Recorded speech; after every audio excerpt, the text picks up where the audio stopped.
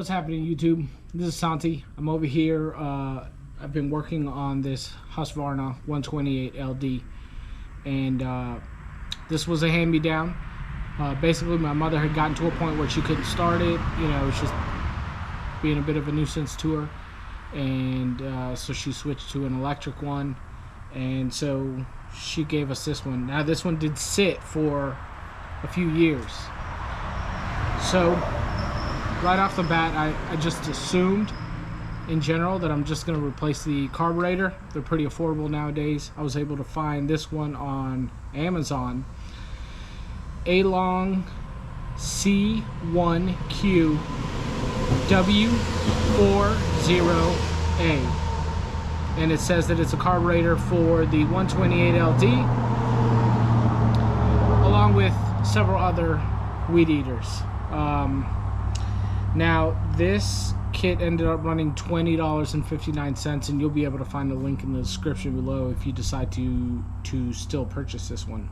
Obviously, it comes with the carburetor, a couple of spark plugs, gaskets for the actual carburetor, and gaskets for the bulb, which you won't need to change out immediately, but you'll get two of those gaskets.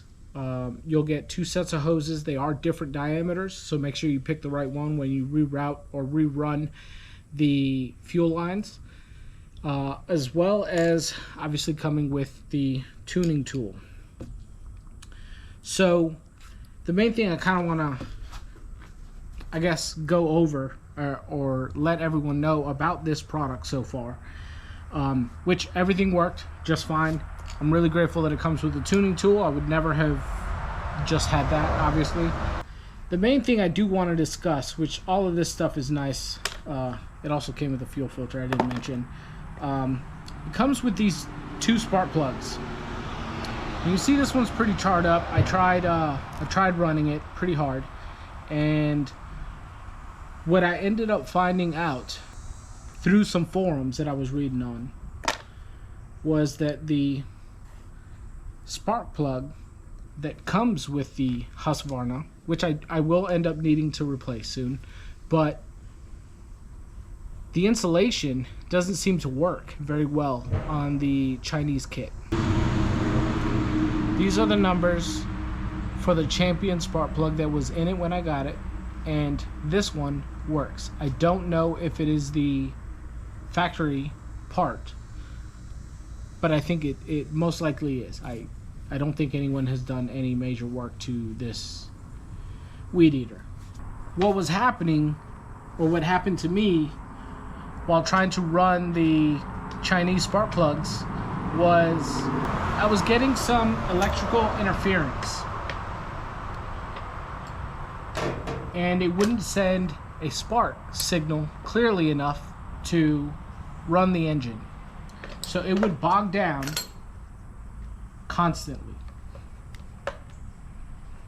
and obviously that made it, basically it would only idle. I had the idle turned all the way up. I had all the settings like all over the place, just trying to get it to run. And yeah, so that was a major issue. As soon as I swapped it back to the factory one that was in there, I was able to do some tuning on the actual carburetor and actually get the weed eater to run correctly. On a final note before we get going, I also think that running this Husqvarna fuel, I was able to pick it up at Lowe's. I think that's going to help in the long run. It's higher octane, it's pre-mixed, it just sort of makes it easy to deal with across the board. And I think that these little weed eaters, two-cycle stuff in particular, is really susceptible to sort of the very small changes that go on either atmospherically or due to different fueling conditions. It would change a lot. And so this is going to be a way for you to get something that's going to be extremely consistent. It's regulated, they take care of it all themselves. Oh man, I've got the cat making a mess. But I think, you know, just in general is going to help deal with these little machines a whole lot easier, I think. You know, it turns out that it came with spark plugs, and I think it's a good idea, but it is definitely not the correct spark plug for this little weed eater, and that could give you a ton of problem. And I just wanted to put this out because I didn't see anybody else talking about this. Use the right spark plug, use the right fuel. Super easy thing to do and take care of. And now we've got a weed eater that's running really good. We've knocked down a lot because we have a pretty big property, and we did a ton of work with it, and that's what we needed. So all right, we'll see you guys next time. Don't forget, there's going to be a link in the description below if you guys decide to still purchase this kit. Like I said, for 20 bucks, I think it's worth it without the spark plugs. I don't really care.